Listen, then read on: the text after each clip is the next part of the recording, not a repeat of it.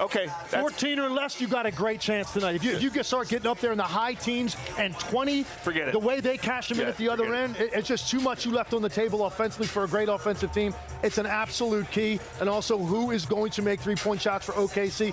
You're right, Stephen A. Their defense should be what we're talking about. If they win tonight, you're still going to have to get, I think, maybe 9, 10 threes made tonight in this game. Perk's raising his hand like he's Did y'all forget that OKC is actually at home?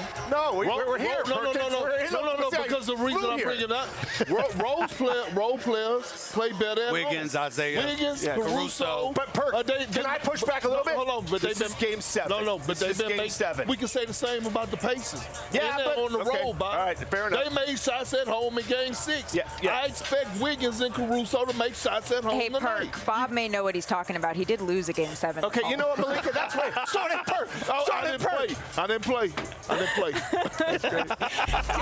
either. If this is a close game down the stretch, who does it behoove? Benefits Indiana. If you get this to within one possession game coming out of that 3-minute timeout, I like the Pacers' ability to execute in those situations. Legs, we always appreciate your insight. Thank you so very much. NBA Countdown back after this.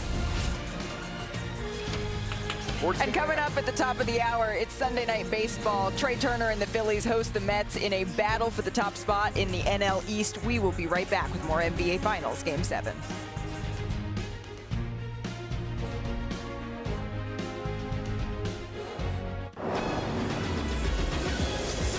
NBA Countdown is delivered by Dash Pass by DoorDash. Your door to more savings. The best words in all of sports are Game 7. As a basketball fan, there's nothing like a Game 7.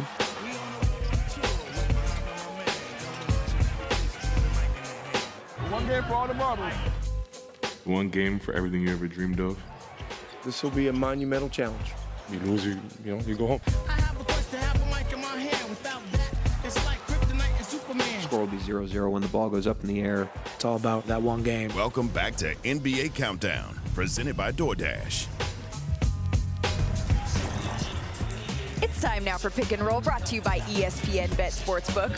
We're going to save our picks for the game until a little bit later here in our show. But Stephen A., I got a couple for you. Ready? Yes. We're going to start with this. SGA scored at least 30 points at home in 10 straight games. Does he do it again? It'll be 11. It'll be 11 tonight. He's going over 30 tonight. There's no question. It's Game 7. The brother, listen, when you consider the fact how he scores a lot of his points, he gets to the free throw line at will. He makes his mid-range shots where he scores in an open court. It's not primarily off threes. So everything else that he does, it seems to be pretty routine for him. I see him having the ball in his hands. I think Dagnall is going to, that's where he's going to be comfortable. Okay. And he's going to put the ball in his hands far more often than not. And I think Shai Gilgeous will definitely score for 30 tonight. So Stephen A. says make it 11. How about this, Bob? Tyrese Halliburton averaged almost 7 assists per game in this series. Does he have more or less in Game 7? He has less, and it's not an indictment of Halliburton. Okay. We can argue whether he's hurt or not, but he's not at 100%. I think he's better than, being out 2 weeks potentially, which is what somebody said he could have been in the regular season. There's no way that's true.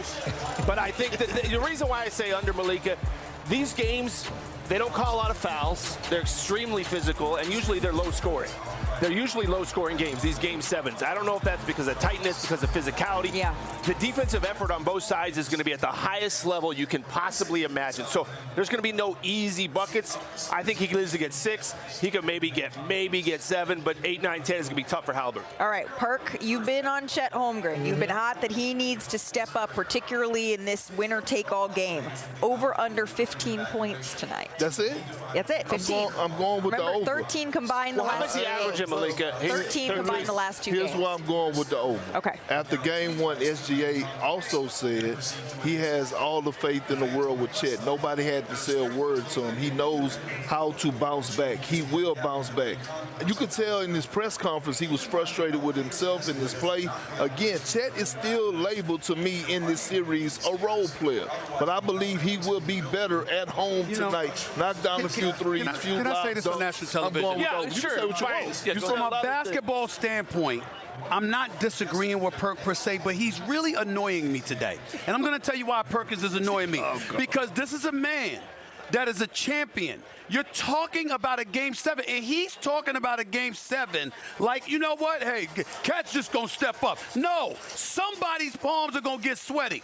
backside going to get tight. Somebody. It always happens in a Game 7. Now, I don't know who's going to do it, but he acts like everybody that's been producing all year long, come Game 7, it's no different. It's no different. It's very, very, very different. And he knows this because he's a champion. And not only that, when they lost in Game 7, you were injured. You didn't play. Had you played, you might have beat the Lakers. It's a big deal. It's a Game 7. Can I defend Your Honor here? I don't think we got time. Just because you yell something doesn't mean it's true.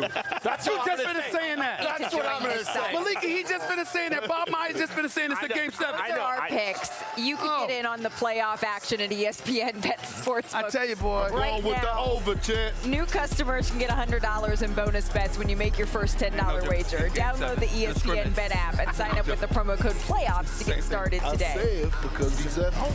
Gentlemen, this is a big moment. It took the Thunder 13 years to return to this final stage, and tonight they have the chance to make history. They need one more win to secure their first championship since moving to Oklahoma City in 2008 and cap off one of the most dominant seasons in recent memory. It's a big deal, Malika. The impressive part, this is a young group, Stephen A. With a win in Game 7, the Thunder would be the second youngest champion in the shot clock era and the youngest since the Bill Walton Trailblazers in 1977. And of course, they're led by SGA, who is looking to make his own history. He'd be just the fourth player to win the scoring title, the league MVP, the NBA title, all in the same season. He's joining Kareem, Michael Jordan, and Shaquille O'Neal. So yes, this is huge.